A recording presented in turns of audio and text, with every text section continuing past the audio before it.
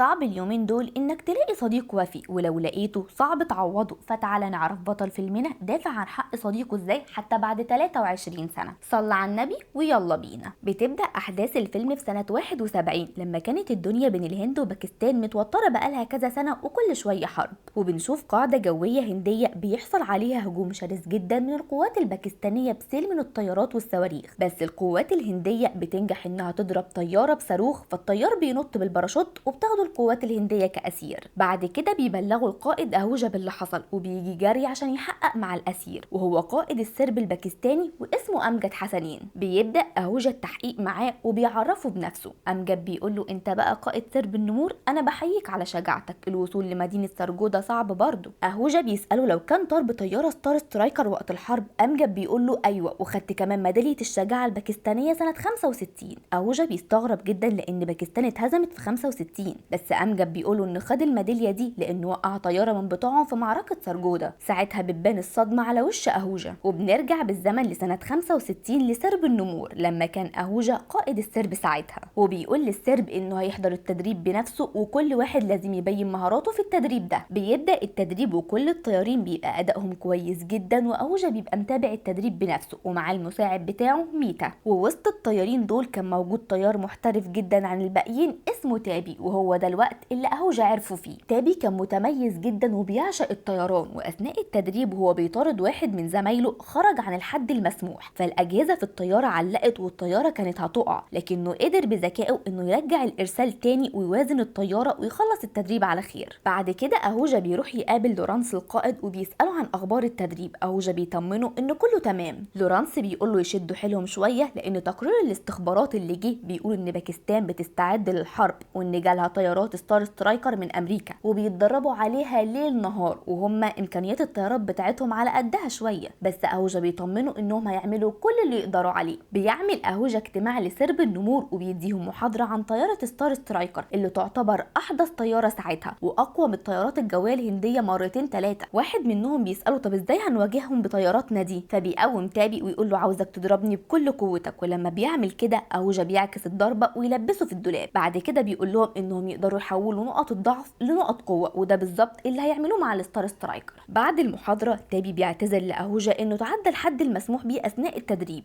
أهوجة بيقول له ان لازم يهدى شويه ويتحمل المسؤوليه لانه هيبقى اب قريب، وبيعزمه على العشاء هو وجيتا مراته لانها قلقانه عليه طول الوقت. وعلى العشاء مرات أهوجة بتطمن جيتا ما تقلقش على تابي، وأهوجة بيوعدها ان مش هيحصل له اي حاجه وحشه. بيروحوا يحتفلوا ويهيصوا ويرقصوا، بس لورانس بيقطع الاحتفال ويقول لهم ان لازم يرجعوا القاعده بتاعتهم بسرعه خلال 20 دقيقه، وده لان باكستان عملت غاره على قاعده جويه ودمرت 4 طيارات. لما بيوصلوا القاعده بتاعتهم أهوجة بيقول للورانس انهم لازم يردوا على اللي حصل، بس لورانس بيقول له مش هنرد دلوقتي، هنرد بس لو الهجوم اتكرر. أهوجة ما بيبقاش عاجبه الكلام ده، بس لورانس بيقول له انه هيطلع بكره مع طيار تاني يراقبوا الحدود ويقدموا تقرير من غير ما يدخلوا في اي قتال. فأهوجة بيختار تابي عشان يطلع معاه المهمه دي وبيبلغوا بالميعاد، لكن تشاتي زميلهم في السرب ما بيعجبوش الكلام ده وبيبقى غيران جدا من تابي. تاني يوم الصبح أهوجة وتابي بيستعدوا لمهمتهم وبينطلقوا عشان يبداوا في مراقبه الحدود. بيوصلوا على الحدود وبيستغربوا انهم موقفين كذا قطر هناك وده مش مكانهم، فبيقرروا يطيروا على ارتفاع منخفض شويه ويعبروا الحدود على مسؤوليتهم الشخصيه. بيقربوا من محطه القطر وبيلقطوا صور للقطوره اللي واقفه على الحدود، وده لانهم شاكين ان فيها سلاح. في الوقت ده القوات الباكستانيه بتاخد بالها من وجود طيارات هنديه في مجالها الجوي، فبيتفعل وضع الطيران وبيكشفوا عن المدافع والدبابات اللي على ظهر القطر، وده عشان يواجهوا الطيارتين. وبيتحرك قطر ناحيه الحدود وبيبدا الاشتباك بينهم بجنون، والقوات الباكستانيه بتضرب قذائف على الطيارتين. فأهوجة بيقول لتابي يطير على ارتفاع اعلى بسرعه، وبسبب قوه الضرب بيضطر أهوجة وتابي انهم يضربوا على القوات الباكستانيه ويردوا لان التعامل بيبقى شديد جدا عليهم. وبتتصاب طياره تابي بطلقات، بس الوضع بيبقى مستقر فبيطيروا بعيد عشان يخففوا الضرب عليهم. أهوجة بيسبق ويدمر خط السكه الحديد اللي ماشي عليه القطر، وتابي بيجي لهم من الناحيه التانيه ويرمي عليهم قذيفتين، فالقطر بيختل توازنه، ولما بيحاولوا يوقفوه بيلاقي القضبان متدمره فالقطر بيولع وينفجر. بيلفوا عشان يرجعوا بس خلاص الصواريخ بتبقى اتوجهت ناحيتهم وبيتضرب عليهم سيل صواريخ. بيتفرقوا عن بعض وبينجح أهوجة انه يهرب من صاروخ وبيخليه يضرب في الجبل بدل ما يضرب فيه. اما تابي فبيبقى مش عارف يتصرف ازاي وبيطلب مساعده أهوجة اللي بيقول له يرمي كل القذائف اللي معاه. بعد كده أهوجة بيضرب بيضرب عليها فبتنفجر. ساعتها الصاروخ هو كمان بيضرب في الانفجار ده ومش بيتتبع طيارة تابي، وبتنجح المهمة وبيرجعوا قاعدتهم العسكرية بسلام. اهوجا بيقول لميتا المساعد بتاعه يصلح الاضرار اللي حصلت في طيارة تابي وينزل الصور اللي اتصورت اثناء المهمة دي. تابي بيسأل اهوجا ازاي فجر الصاروخ، فقال له ان الصاروخ فيه جهاز استشعار حراري، فلما هو عمل الانفجار اللي حصل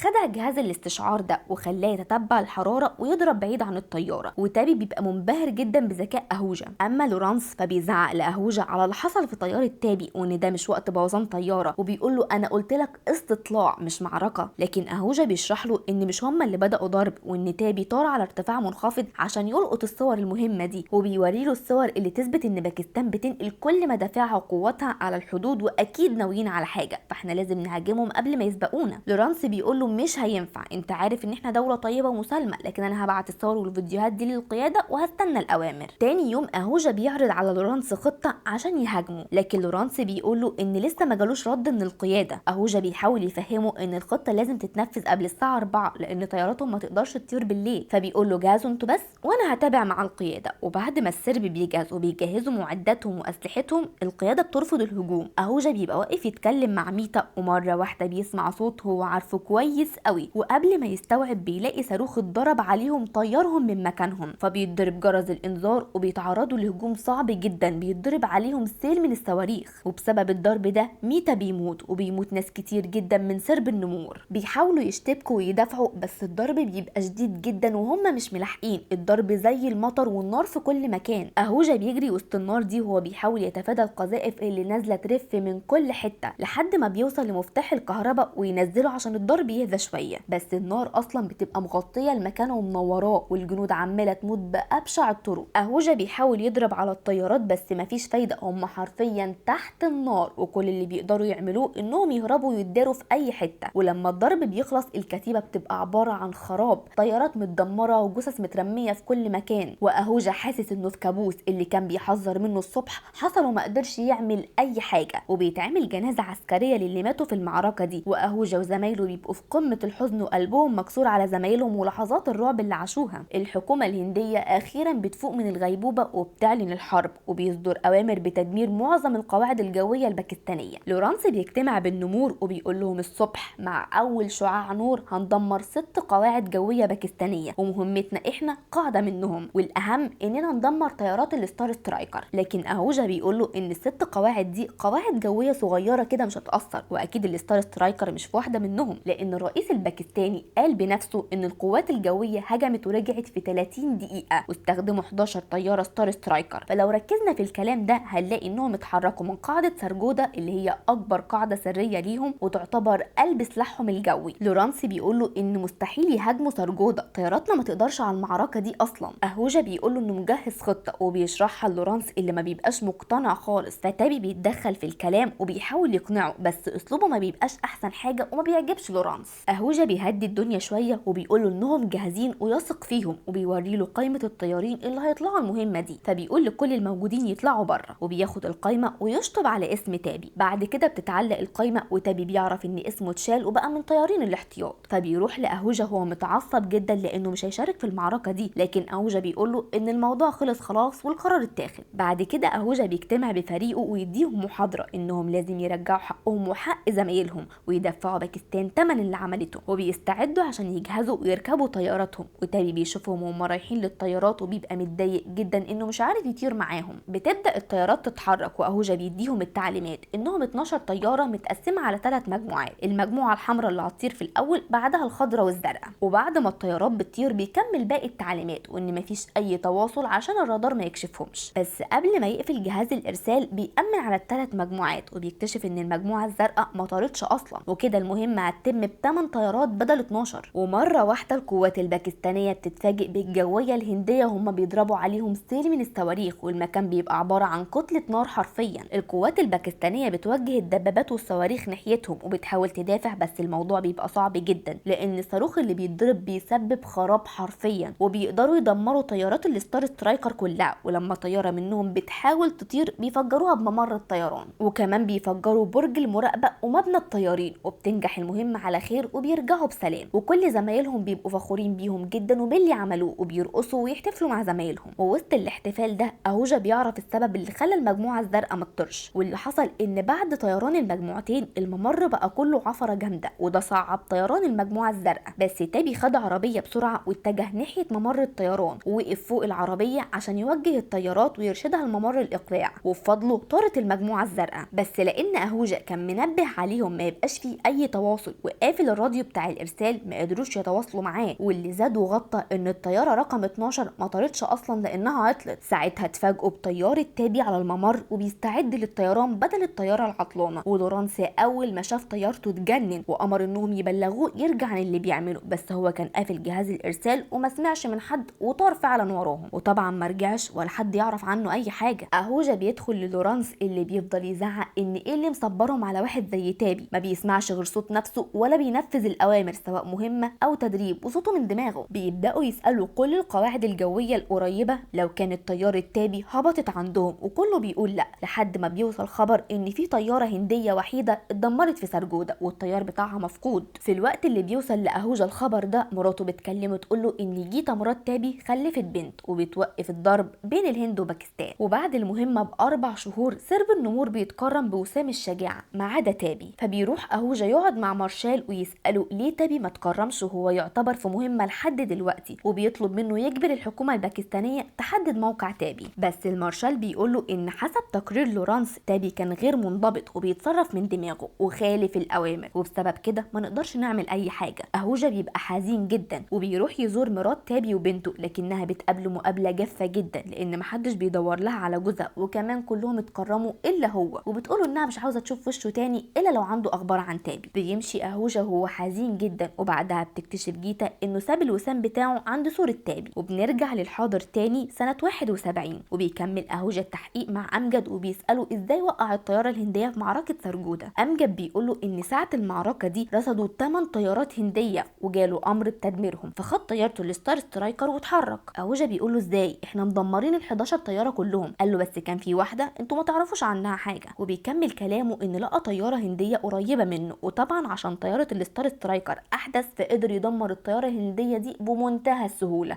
ووقعت زي البالونه والطيار مفقود وما يعرفوش عنه اي حاجه. اهوجا بيساله ليه ما طارتش باقي الطيارات؟ قال له لو ما كنتش خدت طلقه من الطياره الثانيه كنت كملت. قال له انهي طياره ثانيه؟ امجد بيقول له لا انا اتكلمت بما فيه الكفايه وحلو عليك قوي لحد كده، وبيرفض يقول اي حاجه تاني. اهوجا بيحاول يضغط عليه لكنه بيفشل، وفي النهايه بيقول له انهم يقدروا يعلنوا انه مفقود بس مش هيعملوا كده لان العدو له شرف برضه، وبيسيبه يمشي. اهوجا بيقابل لورانس ويقول له اللي امجد قاله، وبيطلب منه يعدل التقرير اللي كتبه في تابي زمان عشان يقدر يفتح التحقيق تاني ويدوروا عليه. بس لورانس بيرفض وبيقول له انه امجد بيحور عشان نروح نتحايل على باكستان ترجع تابي، وانا مش هعدل كلمه في التقرير من غير ادله على كلام امجد. وبيطلع اهوجا على مكتبه وبيفكر في كلام امجد وبيفتكر الكلام اللي قاله الطيارين وقت رجوعهم من المهمه، فبيجيبهم تاني ويسالهم وبيلاقي ان الوقت والمكان اللي قاله امجد هو نفس الوقت والمكان اللي قاله الطيارين. فبيروح لطيار قديم يعرض عليه اللي توصل له وبيطلب منه يصعد الموضوع عشان يدوروا على تابي ويشوفوه عايش ولا لا. والطيار ده بيبعته المسؤول في الوزاره، بس المسؤول ما بيبقاش مهتم بكلام اهوجا اصلا، هو بس وافق يقابله عشان الطيار صاحبه، وبيقول له ان كل اللي وصله ده مجرد تخمينات، ولو قدم الملف ده للوزاره هيترفض، وان فات 6 سنين فخلاص بقى فكك وعيش حياتك. تاني يوم بيبقى معاه تسليم امجد للسلطات الباكستانيه، واهوجا بيبقى موجود وبيحاول يوصل لاي معلومه منه، بس امجد بيقول له انه قال كل اللي يقدر يقوله وبيمشي. بسبب كده اهوجا بيقرر يسيب الخدمه حزنا على صاحبه اللي كان بيعتبره اخوه الصغير بعد ما فقد اخوه فعلا في الحرب، وبيخش في حاله نفسيه سيئه جدا. وبعد 10 سنين على سيبانه الخدمه و19 سنه على فقدان تابي بيوصل لاهوجا هديه، كتاب بيحكي عن تاريخ الحرب بين الهند وباكستان من اول سنه 65، والهديه دي من امجد. فبيبعت خطاب موجه للرئيس شخصيا مرفق مع كل الوثائق اللي جمعها والادله اللي في ايده بما فيهم الكتاب، وبيطلب منه يفتح تحقيق عشان يعرفوا مكان تابي. وفعلا بيستجيب الرئيس وبيأمر بفتح تحقيق. مسؤول الوزاره بيبعت لتشاتي وبيقوله ان في امر بفتح تحقيق في موضوع تابي، فبياخد منه الاذن انهم ياخدوا مساعده من اهوجا لانه قضى حياته في القضيه دي ومعاه ادله كتير، وبيديله الاذن. فبيروح يقابل اهوجا وبيديله قائمه بالاماكن اللي هيروحها عشان يجمعوا ادله كتير. وتشاتي بيقول له انه طول عمره بيغير من تابي لانه كان افضل واحد، بس احساسه انه مفقود ذبحه فلازم يلاقوه. وبيسافر اهوجا من الهند للندن لفرنسا لامريكا، وكل ده عشان يجيب ادله تساعده في التحقيق. وبيجي يوم التحقيق وبيبقى كل القيادات موجوده بما فيهم تشاتي ولورانس. وبيقول لورانس ان تابي في اليوم ده خالف الاوامر وطار من غير اذن، وكان واثق في نفسه زياده عن اللزوم لدرجه الجنون، عشان كده ما اتكرمش مع السرب في المهمه. المسؤول بيسال اهوجا يا ترى بقى بعد ما لفيت العالم كعب داير قول لنا وصلت لايه. اهوجا بيقول له انه قابل مؤلف الكتاب ده وشكر جدا في تابي، وقال له انه كان نفسه يكتب اكتر عنه، لكن الحكومه الباكستانيه رفضت، وانه ساهم في تغيير صناعه الطيران في العالم. وفي امريكا عملوا تحقيق سنه 75 عشان يعرفوا ازاي طياره قديمه زي طياراتنا كده وقت الحرب قدرت تهزم الستار سترايكر. وبرضه الامريكان شكروا في تابي اللي اكتشف ان صواريخ الستار سترايكر ممكن تتخدع بالتوجيه الحراري، وعدلوها وطوروا الستار سترايكر بفضل تابي. كلهم بينبهروا بالكلام ده وبيسالوه ازاي تابي عمل كده، وبيبدا يحكي لهم انه راح زار امجد لانه هو اللي بعت له الكتاب عشان اثرت فيه كلمه ان العدو له شرف. وحكى له امجد انه هو بيطرد في معركه سرجوده لقى طياره هنديه بتطرده، فضرب عليها صواريخ التوجيه الحراري اللي عمرها ما خيبت. بس الطيار عمل حاجه غريبه جدا، ضرب صواريخ في الجو وعطل كل اجهزه طيارته وبقت في وضع السقوط حرفيا. فالصواريخ ضربت في بعض وعملت انفجار، وبالتالي الصواريخ اللي انا ضربتها فوتت طيارته وضربت في الانفجار. وانا فكرت ان الطياره وقعت واتدمرت والطيار مات، بس ده ما حصلش، لان الطيار التاني اللي انا قلت لك عليه طلع هو نفس الطيار لكنه جه من ورايا بعد ما فعل اجهزته مره تانية، وكان طيار مجنون وشاطر جدا، مع اني حاولت اخدعه بسرعه الستار سترايكر بتاعته، بس مهارته كانت عاليه جدا لدرجه اني لما ضربت صاروخ تاني قدر يخدعه برضه وضرب في مجموعه دبابات على الارض. والتاني مره فكرت ان قتلته، بس طيارته طلعت من وسط النار بسهوله، وقوته وطريقه طيرانه كانت مذهله جدا، وحول سرعه طيارتي لنقطه ضعف، وكانت طيارته راس براس مع طيارتي، مع ان طيارتي انا احدث منه. ولما فرغ كل الذخيره اللي كانت معاه ضربت عليه كل الذخيره اللي كانت معايا، لكنه برضه ما استسلمش ودخل بطيارته في جناح طيارتي، بس انا نطيت بالباراشوت بسرعه، اما هو فجناح طيارته ولع وبدات الطياره تقع وهو ما قدرش ينجو، وفي النهايه وقعت طيارته وانفجرت.